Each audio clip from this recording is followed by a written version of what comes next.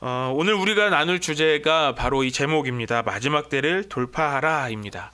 우리가 늘 살아가고 있는 이 세상, 여러분 어떠십니까? 여러분 지금 세상 어떠신 것 같아요? 너무 살기 좋으신가요? 정적이 흐르네요. 네, 힘들어요. 네, 정말 힘든 시대를 우리가 살아가고 있죠.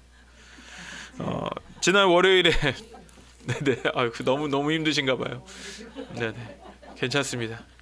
그럴 수 있습니다. 모두 힘든 시간을 우리 같이 보내고 있죠. 지난 월요일에 아내하고 같이 차를 타고 가면서 이제 계속 이제 소소한 이야기를 하는데 제 아내가 이런 이야기 하는 거예요. 요즘 세상이 너무 무섭다는 거죠. 왜 그러냐면 얼마 전에 기사를 봤는데 이 기사에서 나온 내용이 요즘 어린 아이들을 향한 그런 유괴, 납치 이런 범죄가 급증하고 있다라는 걸 봤다는 거예요. 그러면서 참 또 저희가 또 아이를 많이 키우다 보니 이제 그런 뉴스가 더 귀에 들어오지 않겠습니까? 그러면서 참 걱정이다. 우리 아이들 어떻게 잘 될까? 이런 얘기를 하게 됐어요. 그러면서 저하고 저희 아내가 서로 약속하진 않았는데 동시에 한 말이 있어요. 뭘까요? 말세다, 말세야. 이런 얘기를 하게 되는 거예요. 여러분, 이건 우리 주변만의 이야기는 아닌 것 같습니다. 우리 가까이에서부터 시작해서 아주 전 세계의 소식들까지 다 들어보면 정말 살기 힘들어요. 정말 말세인 것 같아요. 최근 우리나라는 어떻습니까? 정치적으로 말할 것도 없는 아주 어려운 시간을 통과하고 있죠. 또 우리나라 최근의 기후 문제는 어때요? 여러분, 강릉에 역대 최고의 가뭄이 들었어요. 이제 비가 왔다고 해요. 감사하게도. 그런데 그 가뭄으로 얼마나 큰 어려움을 보냈는지 모릅니다. 국제 정세는 어떻습니까? 아직 끝나지 않은 전쟁, 러시아 우크라이나 전쟁 금방 끝날 줄 알았는데 지금도 계속되고 있고요. 또 이스라엘과 팔레스타인 사이의 분쟁이 계속 심화되고 있어요. 어느 하나 이 세상에서 평안한 소식, 좋은 소식은 찾기 어려운 것 같습니다. 또 아까 우리 집사님 너무 살기 힘들다고 말씀하셨는데 요즘 또 전 세계적으로 경제는 또 왜 그렇게 힘들고 어려운지 모릅니다. 뉴스를 틀기만 하면 어때요? 정말 한숨만 나오죠. 그래서 뉴스를 보면서 우리 모두가 이렇게 생각하실 거예요. 정말 말세다. 진짜 이건 말세구나 라는 생각을 하게 됩니다. 그러면 여러분, 말세가 뭔가요? 여러분, 어떤 걸 말세라고 이야기하죠? 세상에 종말이 가까이 왔다라는 것을 이야기하는 거죠. 이 세상이 곧 끝날 거라는 얘기예요. 그래서 이 말세라는 이야기를 하면 대부분의 사람들은 두려워합니다. 이따가도 또 잠깐 살펴보겠지만 그 두려움 때문에 이단이나 사이비에 많이 빠져들기도 하는 거예요. 또 어떤 사람들은 그런 말세다라는 이야기를 들으면 오히려 그 현실을 부정합니다. 거부합니다. 말세든지 말든지 그냥 나는 내가 살아가는 대로 내 마음대로 살겠다라고 말을 하는 사람들도 있죠. 여러분은 어떠신가요? 여러분, 지금 이 시대가 정말 말세인 것을 여러분도 인정하십니까? 그러면 여러분에게 이 말세의 시간은 어떤 시간들이세요? 정말 두려움 있고 무서운 시간으로 보내고 계십니까? 아니면 그런 것과 상관이 없이 그냥 될 대로 되라 라는 생각으로 혹시 살아가고 있지는 않으십니까? 아니면 이 말세의 끝날에 우리가 기다리는 그 주님을 기다리면서 기대하고 소망하면서 살아가고 계시지는 않으신가요? 오늘 본문에서 제자들은 예수님께 질문합니다. 그 마지막 때에, 마지막 날에 어떤 징조가 있을까요? 라고 예수님께 질문하죠. 3절 말씀 같이 읽겠습니다. 시작. 예수께서 올리브산에 앉아 계실 때에 제자들이 따로 그에게 다가와서 말하였다. 이런 일 다시 오시는 때와 세상 끝날에는 어떤 징조가 있겠습니까? 우리에게 말씀해 주십시오. 오늘 본문에서 예수님은 이렇게 궁금해하는 제자들에게 어떤 일들이, 마지막 날의 징조가 어떤 일들이 있을지를 말씀해 주십니다. 그렇다면 오늘 우리 예수님께서 말씀하신 이 말씀을 통해서 정말 우리가 살고 있는 이 지금 시대가 정말 말세인지 아닌지를 한번 살펴보면 좋을 것 같아요. 예수님께서 말씀하셨던 첫 번째 징조는 무엇이냐면 사방에서 전쟁과 기근이 일어날 것이다 라는 것이었습니다. 7절 말씀 같이 읽겠습니다. 시작. 민족이 민족을 거슬러 일어나고 나라가 나라를 거슬러 일어날 것이며 여기저기서 기근과 지진이 있을 것이다. 여기서 거슬러 일어난다 라는 말씀의 뜻은 전쟁을 뜻하는 거예요. 그리고 예수님 분명히 또 말씀하시죠. 여기저기에서 기근과 지진도 있을 거다. 자연재해가 있을 것이다 라는 것도 말씀하십니다. 다시 한번 우리가 지금 살고 있는 우리 세상을 한번 살펴보죠. 여러분 어떻습니까? 우리는 편하게 먹고 자고 살고 있기 때문에 어떤 문제가 없는 것처럼 보이지만 전 세계의 전쟁의 소식이 끊이지 않고 있습니다. 아까도 말씀드렸던 것처럼 러시아와 우크라이나 사이의 이 전쟁이 아주 몇 년째 계속되고 있어요.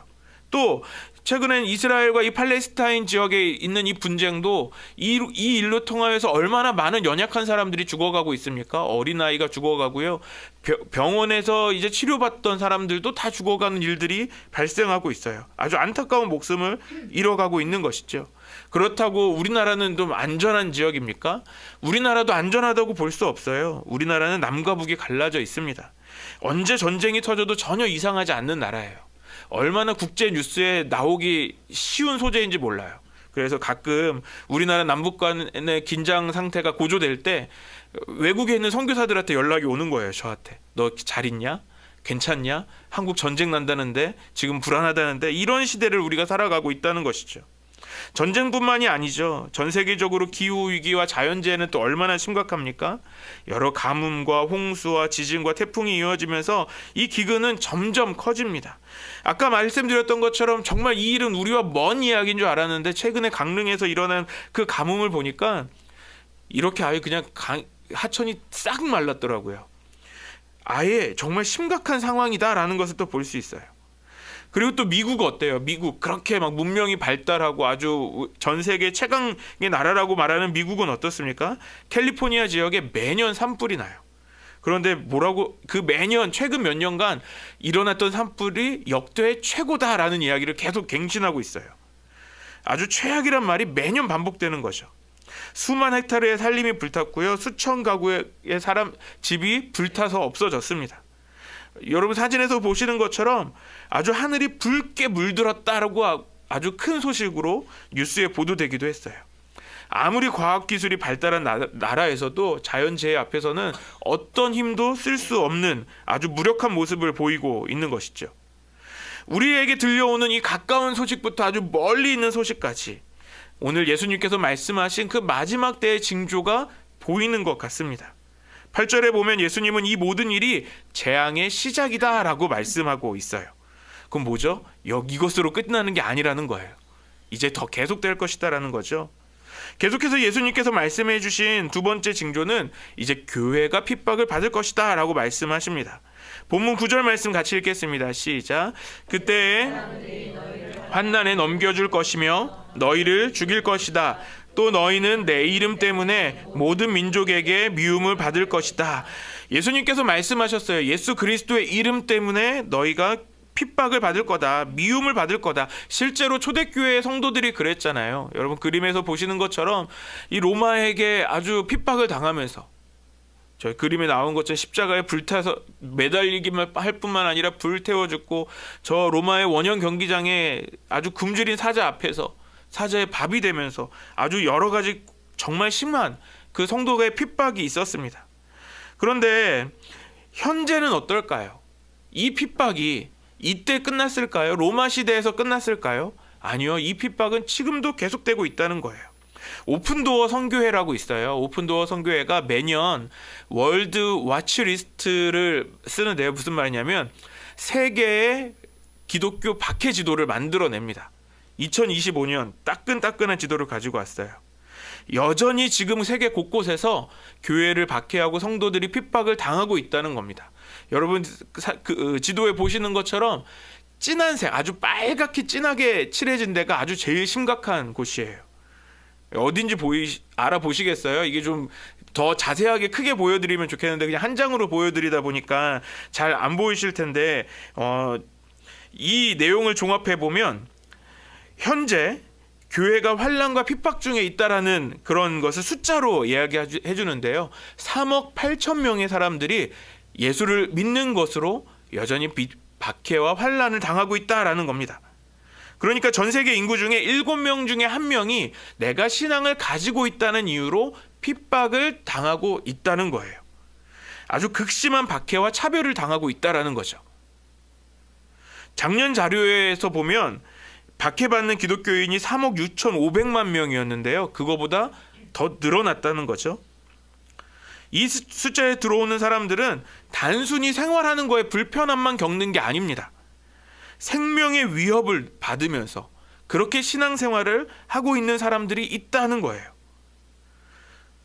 그래서 지난 1년간 내가 신앙을 갖고 있는 이유로 살해를 당한 사람들이 몇 명이냐면 4,476명이랍니다. 예수를 믿는다는 이유로 여전히 목숨을 잃고 있는 사람들이 있다는 것입니다. 단순히 사고로 죽은 것이 아니라요, 믿음을 지키기 위해서 자신의 목숨을 내어놓은 순교한 사람들이 있다는 거죠. 또 그만큼 기독교인 가정이나 그 사업체에 대한 공격도 계속 증가했답니다. 그 건수가 28,368건, 작년보다 7,000건이 늘었대요. 이 내용들을 종합해 보면 특히 사하라 사막 이남, 아프리카 이남 쪽에 한 1,600만 명의 성도들이 폭력으로 살던 곳을 떠나면서 난민이 되었고요. 특히 여러분 잘 보실지 모르는데 1번 찾으셨어요? 1번? 여러분이 보실 때 저 오른쪽 맨 중간에 하얗게 밑에가 우리 남한이고요. 위에 1번이 북한이에요. 북한은 몇 년 동안 20년이 넘도록 기독교 박해 1위 국가로 손꼽히고 있습니다. 북한에 있는 지하교회 성도들이 어떻게 신앙을 지키고 있을까요? 성경을 책을 지키려고 자신의 목숨을 걸고 숨어서 신앙생활을 하다가 붙잡혀서 강제 노동 수용소로 끌려가서 처형을 당하고 있다고 합니다. 북한은 여전히 1위인 거죠. 여러분, 우리가 우리나라에서 신앙생활을 하고 있다는 거 굉장히 은혜 아닌가요? 그렇다고 우리나라라고 또 안전한가요? 예외이진 않을 것 같아요. 최근 우리나라는 우리나라 한국 교회는 얼마나 많은 비난과 조롱을 받고 있는지 모릅니다. 이제 기독교는 기독교라고 불리지 않고 개독교라고 불리고 있고요. 오래전에는 분명히 교회 다닌다고 하면 이제 믿을 만한 사람으로 여겨졌는데 지금은 그렇지 않다는 거예요. 믿지 못할 사람이 되었습니다. 젊은이들 사이에서 교회를 다닌다라고 말하면 저 사람은 되게 꼰대 같다라는 말을 듣기도 하는 거죠. 지금 우리가 살아가고 있는 이 현실에서 벌써 이미 일어나고 있는 일들이라는 겁니다. 정말 예수님께서 말씀하신 것이 맞지 않습니까? 그 마지막 때가 바로 지금인 거예요. 교회가 핍박받는 일이 지금도 계속되고 있다는 겁니다. 예수님께서 말씀하신 세 번째 징조는 또 무엇입니까? 많은 사람이 미혹된다라는 거예요. 11절과 12절 말씀 같이 읽겠습니다. 시작. 또 거짓 예언자들이 많이 일어나서 많은 사람을 흘릴 것이다. 그리고 불법이 성하여 많은 사람의 사랑이 식을 것이다. 예수님께서는 마지막 때에 거짓 선지자들, 거짓 예언자들이 나타나서 사람들을 홀린다, 미혹한다라고 말씀하십니다. 사람들의 믿음이 흔들리고 그 하나님을 향한 그 사랑도 식어지게 되는 거죠. 오늘날 교회 안팎에 이런 현상을 많이 볼 수 있어요. 우리나라에 얼마나 많은 이단들이 있는지 모릅니다. 지금도 우리 교회를 향하여서 공격이 오기도 하는 것이죠.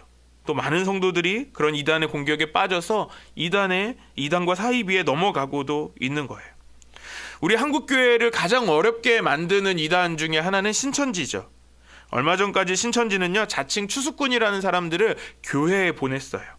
이 사람들이 교회에 오면 어떻게 하는지 아십니까? 아주 굉장히 성실한 신앙인인 것처럼 때로는 전도사로 들어오기도 해요. 저는 아닙니다.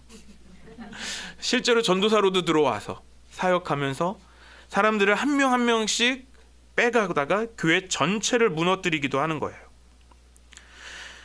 그런데 신천지는 교회만 무너뜨리지 않습니다. 신천지는요, 가정도 무너뜨려요. 이 사진은 이제 신천지에 빠진 사람들이라는 CBS에서 만든 다큐멘터리의 한 장면인데요. 잘못된 신앙으로 이제 가족을 속이고요. 나중엔 그 가족 전체가 무너져 내려가는 것도 보게 되는 것이죠. 또 최근에 넷플릭스에서 나는 신이다라는 방송이 나왔어요. 거기에 보면 우리나라에 있는 사이비 이단 종교들이 얼마나 많은지, 예수님께서 말씀하신 대로 많은 사람들이 그 미혹에 넘어가서 교회도 무너지고 가정도 무너지고 이런 모습들을 쉽게 볼 수 있습니다. 오늘 말씀하신 대로 전쟁과 기근, 교회의 핍박, 사람들이 미혹을 당하는 일들, 정말 예수님께서 말씀하신 그대로 마지막 때라는 것을 우리가 알 수 있습니다. 여러분, 그렇다면 우리가 이 마지막 때를 어떻게 살아가야 할까요? 오늘 우리가 함께 나누고 있는 내용은 기도학교에서 나오는 마지막 때를 돌파하라라는 내용이에요. 이 마지막 때를 우리가 어떻게 돌파해야 될까요? 우리는 기도로 이 마지막 때를 돌파해야 하는 것입니다. 베드로전서 4장 7절 말씀 같이 읽겠습니다. 시작. 만물의 마지막이 가까이 왔습니다. 그러므로 정신을 차리고 삼가 조심하여 기도하십시오. 만물의 마지막이 가까이 온 지금, 가까운 지금 우리가 해야 할 일은 무엇입니까? 정신을 차려서 기도해야 하는 것입니다. 마지막 때 세상의 끝날이라는 것은 모든 사람들을 두렵게 만들죠. 그래서 그 두려움으로 이단들은 사람들을 미혹하고 다닙니다. 또 나라와 나라들이 서로 대적하면서 정말 불안한 분위기, 그 전쟁과 기근도 끊이지 않습니다. 이런 상황 가운데 성도들은 어떻게 해야 된다고요? 정신을 차려야 한다는 것입니다. 두려움에 빠지지 않고 어떤 미혹에 빠지지 않도록 정신을 차리고 우리가 해야 할 일들은 깨어서 기도해야 하는 것입니다. 이 마지막 때에 우리가 기도로 그렇게 돌파해야 하는 것입니다. 그러면 우리가 마지막 때에 어떻게 기도해야 할까요? 우리가 무엇을 위해 기도해야 할지 우리가 세 가지를 살펴보겠습니다. 첫 번째는 우리가 기도해야 할 제목이 있는데요. 그 제목은 하나님의 나라를 구하는 기도를 해야 하는 것입니다. 마태복음 6장 33절 말씀 같이 읽겠습니다. 시작. 너희는 먼저 하나님의 나라와 하나님의 의를 구하여라. 그리하면 이 모든 것을 너희에게 더하여 주실 것이다. 예수님께서 우리에게 말씀하세요. 무엇을 먹을까 무엇을 입을까 하는 염려보다 우리가 가장 먼저 해야 할 기도는 하나님의 나라를 구하는 것이다 라고 말씀하십니다. 그런데 우리의 기도 제목들을 보면 어때요? 여러분 어떤 기도를 제일 먼저 하십니까? 혹시 내가 가지고 있는 나의 문제, 나의 가정의 어려움 같은 여러 가지 현실의 염려들을 우리가 먼저 기도하고 있지는 않으세요? 물론 우리가 그런 기도 제목들을 하지 말아야 한다라는 얘기가 아니에요. 그런데 예수님께서 강조하시는 것은 그런 기도들도 중요하지만 우리가 먼저 구해야 될 것이 있다라는 겁니다. 하나님의 나라와 그 의를 구하는 기도가 우리의 우선이 되어야 한다라는 것이죠. 여기서 하나님의 나라는 무엇을 의미합니까? 단순히 우리가 죽어서 가는 그 천국을 말씀하시는 것이 아니에요. 원어에서 보면 이 나라는 왕이 통치하는 나라를 의미합니다. 그러니까 하나님의 나라는 하나님께서 주권을 가지시고 다스리시는, 하나님이 통치하시는 나라가 되기를 우리가 기도해야 한다라는 거죠. 그래서 우리가 기도해야 될 하나님 나라는 우리가 죽어서 가는 천국도 있겠지만 정말 이 땅 가운데 다시 하나님이 주인이 되셔서 다시 하나님의 주권이 회복되는 나라가 될 수 있도록 우리가 기도해야 한다라는 거예요. 하나님이 회복하기를 원하시는 그분의 왕국이 이 땅에 이루어지도록 우리가 기도해야 되는 거죠. 그런데 우리 주변에 우리의 세상을 보면 어떻습니까? 공중 권세 잡은 자 이 사단이 사람들로 하여금 자기 자신이 인생의 주인이 된 것처럼 속이고 살게 만들죠. 그래서 세상의 사람들은 이 사단의 속임수에 속아서 내 인생도 내 거고 내가 살아가는 내 세상은 내 거라고 생각해요. 그런데 그렇게 생각하다 보면 어떻게 됩니까? 우리가 사단의 손에 붙잡히게 되는 거죠. 그래서 우리가 그런 사단의 속임수 가운데 살다 보니까 더욱더 두려울 수밖에 없습니다. 마지막 날 내 인생이 끝나는 것이 두렵게 되는 거죠. 자신이 인생이 사라지는 것 같아서 두렵고 그 끝나는 것 같아서 불안합니다. 하지만 성도가 구해야 하는 하나님의 나라는 무엇입니까? 그런 두려움의 나라가 아닙니다. 하나님께서 친히 다스리시고 주인이 되시는 나라. 성경에서 말씀하신 대로 독사의 굴에 어린 아이가 손 넣어도 물지 않는 그런 나라. 모든 악의 권세가 무너지고 하나님의 뜻이 온전히 이루어지는 나라가 바로 하나님의 나라입니다. 그러므로 우리는 무엇을 기도해야 합니까? 하나님 이 땅에 주님의 나라가 임하게 하여 주십시오라고 기도해야 하는 것이죠. 주기도문에서도 예수님께서 가르쳐 주시잖아요. 나라가 임하시오며. 우리 가정 위에, 우리의 교회 위에, 이 나라와 이 모든 세계 위에 하나님의 나라가 임하시고 하나님이 진정한 주인의 자리에 앉으시도록 우리가 기도해야 하는 것입니다. 두 번째로 우리가 기도해야 될 것은 우리가 분별할 수 있는 지혜를 구하면서 기도해야 합니다. 요한일서 4장 1절 말씀 같이 읽겠습니다. 시작. 사랑하는 여러분, 어느 영이든지 다 믿지 말고 그 영들이 하나님에서 났는가를 시험하여 보십시오. 거짓 예언자가 세상에 많이 나타났기 때문입니다. 예수님은 마지막 때에 많은 사람들이 미혹을 받을 것이다, 미혹을 당할 것이다 라고 말씀하세요. 그래서 사도 요한은 성도들에게 모든 영을 다 믿지 말라라고 말씀합니다. 그러니까 좋은 게 좋은 거라고 생각하면서 이것이 영적인 것입니다 라고 말하면 그냥 귀가 혹해서 따라가면 안 된다라는 거예요. 우리의 눈에 보이는 현상이나 그냥 들려오는 가르침에 이게 더 좋구나 하고 따라가면 안 된다는 거죠. 어떻게 해야 됩니까? 정말 이것이 하나님께 속한 것인지 아닌지를 분별할 수 있어야 하는 것이죠. 아까도 우리가 이단에 대해서 봤지만 여러분, 우리가 이단을 너무 가볍게 보시면 안 돼요. 여러분, 이단이 얼마나 머리를 잘 쓰는지 몰라요. 신천지만 봐도 그래요. 얼마나 전략적인지 모릅니다. 아까 말씀드렸던 그 추수꾼이 교회에 들어와서 그냥 혼자서 열심히 있다가 나가는 게 아니라니까요. 얼마나 열심히 사역하는지 몰라요. 이 안에서 우리 중에서 정말 뭔가 좀 약간 믿음이 흔들리는 사람을 한 명씩 두 명씩 이름을 적어놔요. 그리고 굉장히 우연하게 만나는 것처럼 약속을 잡아요. 그러고 나면 약속된 다른 신천지 사람이랑 겹치게 해가지고 막 우연하게 만난 것처럼 속여가지고 결국은 그들의 성경 공부 모임에 데려가고, 그러면서 막 나오는 강사도 다 신천지 가짜들인데 뭐 목사니 선교사니 뭐 이 별의별 이야기를 다 해요. 이 사람들이 그러다 보면 나도 모르게 넘어가는 거죠. 실제 제가 섬겼던 선교단체에 그런 일이 있었어요. 제가 섬기던 지역 말고 다른 지역에서 그 추수꾼이 그 캠퍼스에 들어간 거예요. 그래서 그 캠퍼스뿐만 아니라 거기도 강릉이네요. 강릉의 그 모든 지역을, 교회들을 어렵게 만든 일이 있었어요. 여러분, 이건 신천지만 그런 게 아니에요. 여러 가지 이단들이 아주 굉장히 머리를 잘 써요. 여러분, 그들 안에는 변호사도 있고 또 우리 사회의 각계각층에 아주 유명한 사람, 아주 힘있고 그런 사람들이 있는 거 여러분 아세요? 아까도 말씀드렸지만 이번에 나는 신이다의 후속 방송으로 나는 생존자다라는 방송이 나왔는데요. 거기에서 제가 유독 JMS 부분의 후속 부분을 좀 봤어요. 근데 거기에 어떤 내용이 나오냐면 이 JMS를 고발한 사람의 신상이 흘려지는 거예요. 왜 흘려졌나라고 봤을 때 경찰이 JMS인 거예요. 여러분, 이단을 무시할 수 없다는 거예요. 얼마나 아주 똑똑하게 또 자신이 가지고 있는 사회적 지위와 뭐 그런 힘으로 사람들을 미혹하고 있는지 모릅니다. 이처럼 누구나 이단에 빠질 수 있어요. 나는 아니겠지라고 생각하신다면 여러분, 그건 굉장히 교만한 생각이세요. 우리도 모르는 사이에 넘어갈 수 있습니다. 그래서 우리는 이 마지막 때를 살아가는 우리에게 이 분별하는 지혜가 정말 필요합니다. 그래서 우리가 기도할 때 무엇을 기도해야 된다고요? 하나님, 나에게 지혜를 주십시오. 하나님의 진짜 영을 분별할 수 있는 그 지혜를 주십시오라고 기도해야 하는 것입니다. 마지막으로, 마지막 때에 우리가 기도해야 할 것은 사단의 공격에 깨어 있기를 우리가 기도해야 합니다. 베드로전서 5장 8절 말씀 같이 읽겠습니다. 시작. 정신을 차리고 깨어 있으십시오. 여러분의 원수 악마가 우는 사자같이 삼킬 자를 찾아 두루 다닙니다.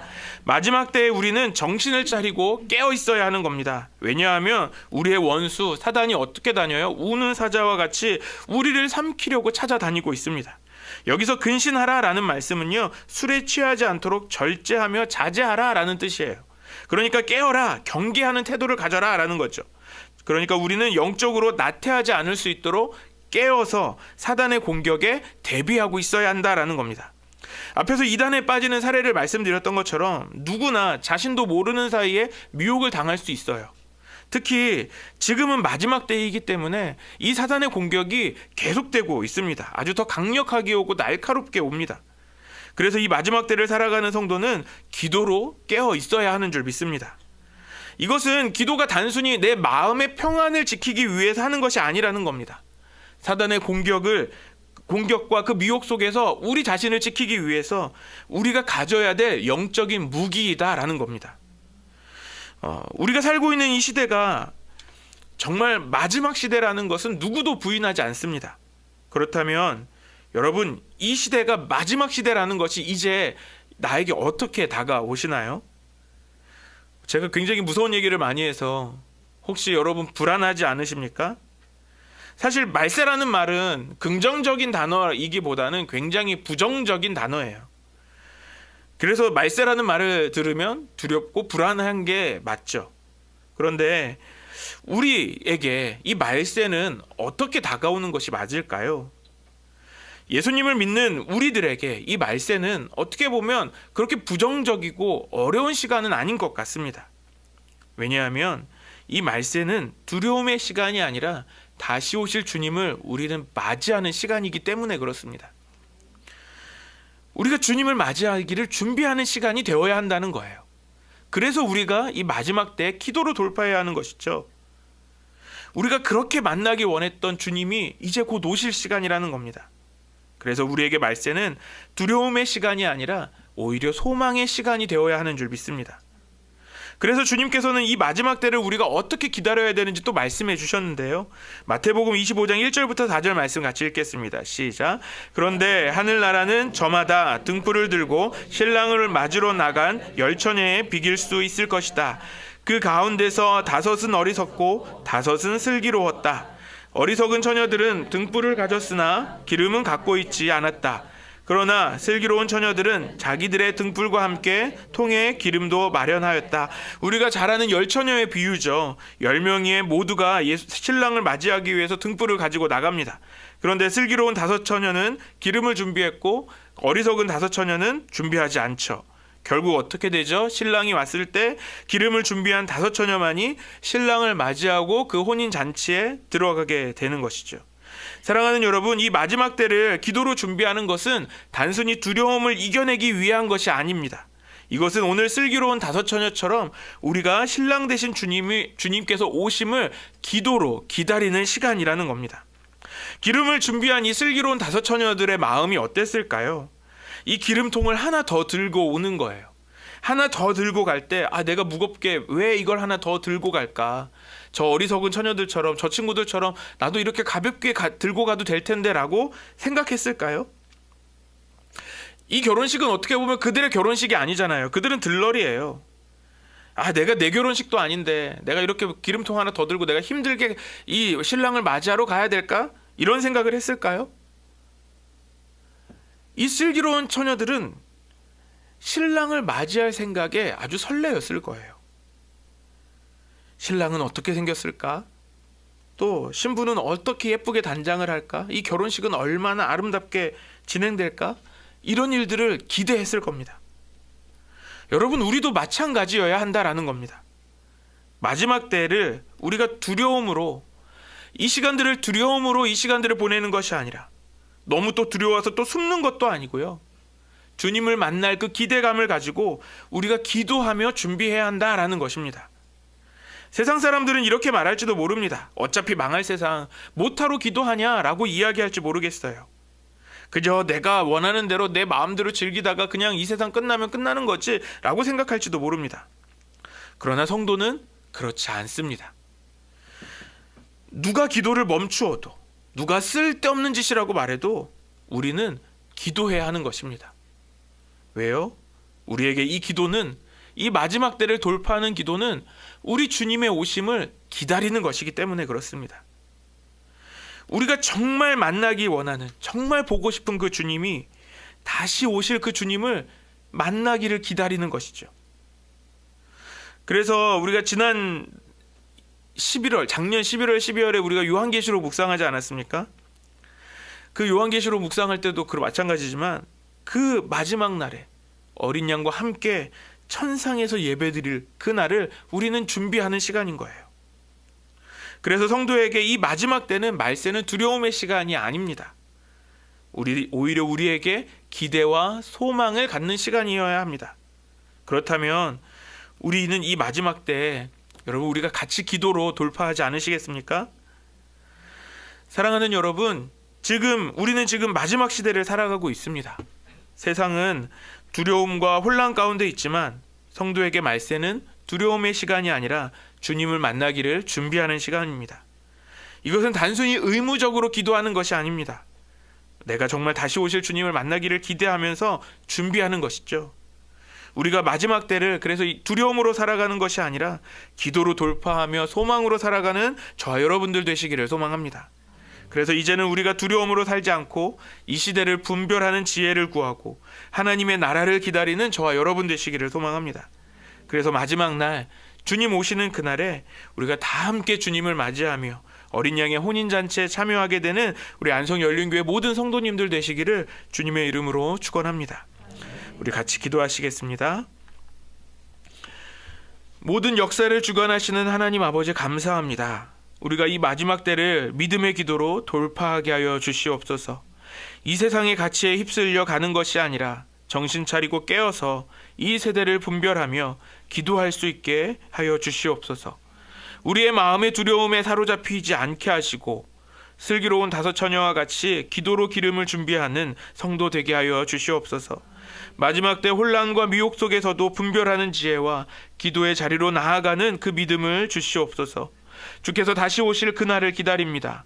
그날에 우리가 어린 양의 혼인잔치에 참여하여 주님과 함께 기뻐하게 될 그날을 기대합니다. 오늘 이 마지막 때에 기도로 돌파할 것을 말씀해 주신 주님, 주님 뜻대로 기도하는 우리 안성 열린교회 되게 하여 주시옵소서. 감사드리며 예수님의 이름으로 기도드립니다. 아멘.